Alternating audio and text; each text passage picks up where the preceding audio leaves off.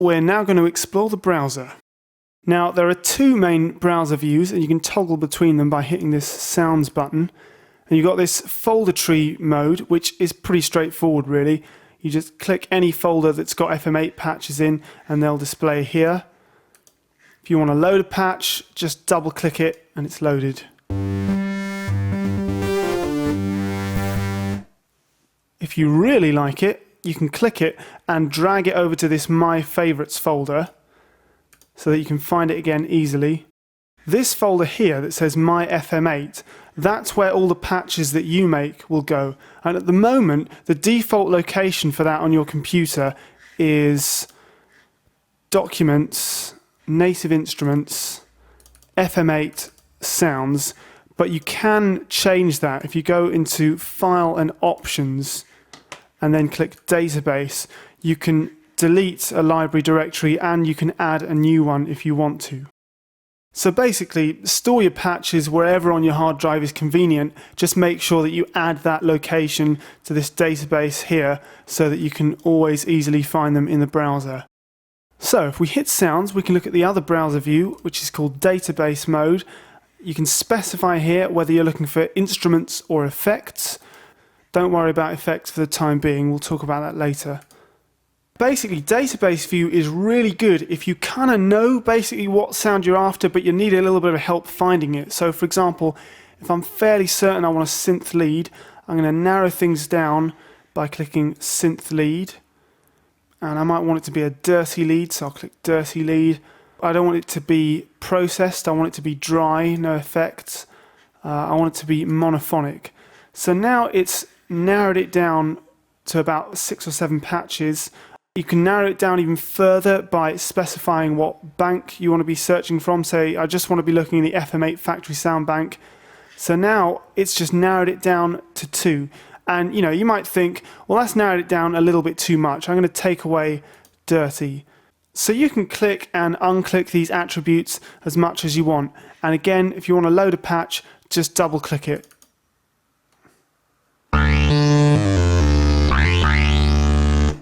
You can also type keywords into this search bar here.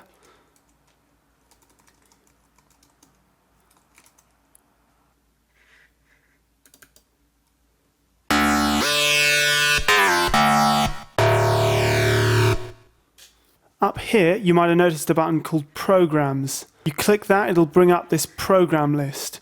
Now what's that for? Well, basically most MIDI keyboards will allow you to change the sound by changing the program number on your keyboard. So if I drag a few sounds over to this list, you have to click this little on button for it to work. Now, if I change the program number on my MIDI keyboard, it'll change the sound. So program 1, I've got this electrocute sound. Program 2, Domino Z lead 6. Program 3, Make Me Scream. And program 4, Jameis's Dream.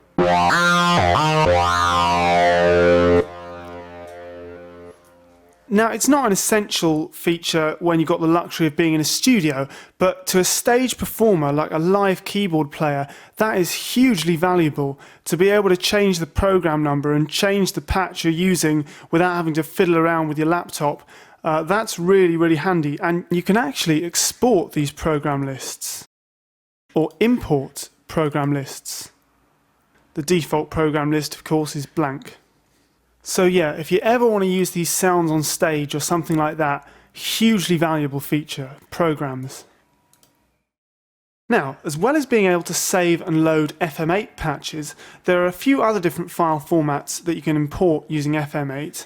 If you click File here, you'll see that you can import FM7 patches, you can import a KSD sound, which is basically just a patch with mappings for Native Instruments core controller, or you can import a sysx file. Now, I mentioned in the first video that FM synthesis was invented by Yamaha for their DX series of keyboards. Hugely popular, very influential sounds, big in the 80s. And basically a sysx file is a file that contains lots of patches that were made for those original DX keyboards, which, if you're a geek like me, is kind of cool and kind of exciting. Now, there are loads of these floating around the internet. There's a fantastic resource online called Dave Benson's DX page. That's worth checking out. I already downloaded some sysx files, so if we click import sysx, I'll go find my sysx files. I could open up, for example, ROM1A, which, if I'm not mistaken, is the original sound bank for the Yamaha DX7. It'll ask for confirmation, say yes. Now you'll see that we've got another bank here appeared in our list of banks. We've got ROM1 sysx. And basically we've now got a load of classic FM sounds.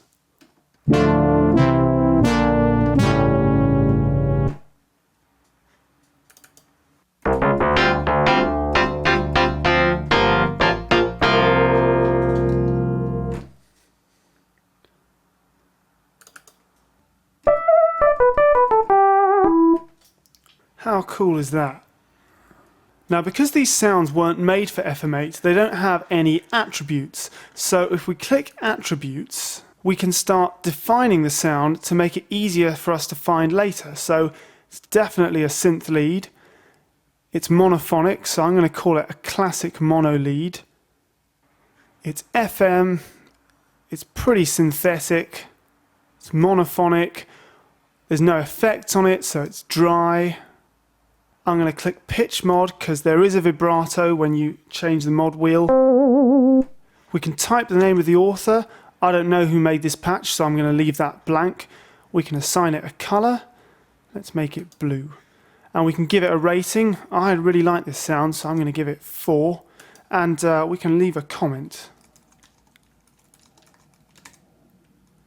So if I save this by going to File and Save Sound, if we go into our browser now, find a synth lead, a synthetic, FM, dry, you'll see it comes up there amongst the list.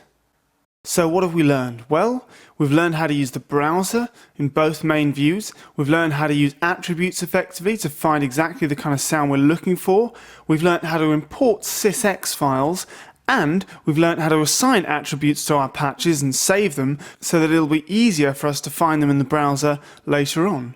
In the next video, we're going to look at the master page where many of the important global parameters for our synth are located. So don't go away.